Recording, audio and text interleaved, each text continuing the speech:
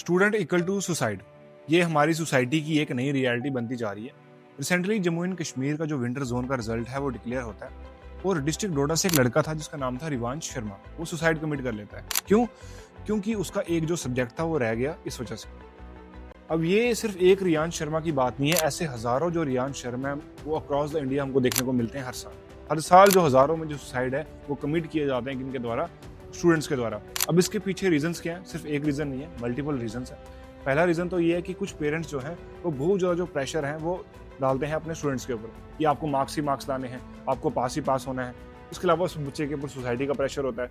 इतना सारा जो प्रेशर होता है, कुछ स्टूडेंट्स जो है वो इसको हैंडल नहीं कर पाते और जब रिजल्ट आता है उसके अंदर उनका कोई सब्जेक्ट रह जाता है या वो बेचारे जब फेलियर को फेस करते हैं तो वो ऐसा स्टेप उठा लेते हैं।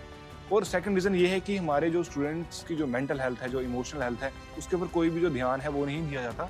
स्कूल के अंदर भी, स्कूल के अंदर हो या ट्यूशन सेंटर्स भी हो, हर जगह एक ही चीज़ सिखाई जाती है कि बस आपको मार्क्स लाना है, आपको जो है वो पोजीशन लानी है। आपकी मेंटल हेल्थ, आपकी इमोशनल हेल्थ, उन सब चीज़ों के ऊपर ध्यान नहीं दिया जाता। और जो स्टूडेंट्स थोड़े सोशली एक्टिव नहीं होते, जिनके बहुत सारे दोस्त नहीं होते, वो ये सब चीज़ें कहीं पर बता भी नहीं पाते। और उनके साथ जब ऐसा होता है तो फिर वो ऐसा जो स्टेप है वो ले लेते हैं। क्यों? क्योंकि उनके अंदर इतनी हिम्मत ही नहीं बची होती कि वो सोसाइटी को फेस करें, वो अपनी फैमिली को फेस करें। तो इस वजह से वो जो है ऐसा स्टेप उठा लेते हैं और अपनी ही लाइफ को ख़त्म कर लेते हैं।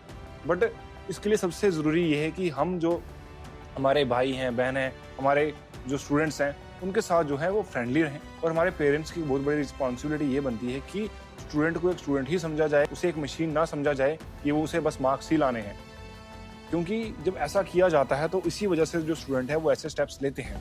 और स्कूल्स की भी ये रिस्पॉन्सिबिलिटी बनती है, सिर्फ मार्क्स ही सब कुछ नहीं है, स्टूडेंट की मेंटल हेल्थ, इमोशनल हेल्थ के ऊपर भी जो ध्यान है वो दिया जाए, ताकि फिर कोई जो रिवांश शर्मा है वो ऐसा ना करे इंडिया के अंदर। तो आपका क्या कहना है इस चीज़ के ऊपर? कमेंट सेक्शन में ज़रूर बताना। जय हिंद।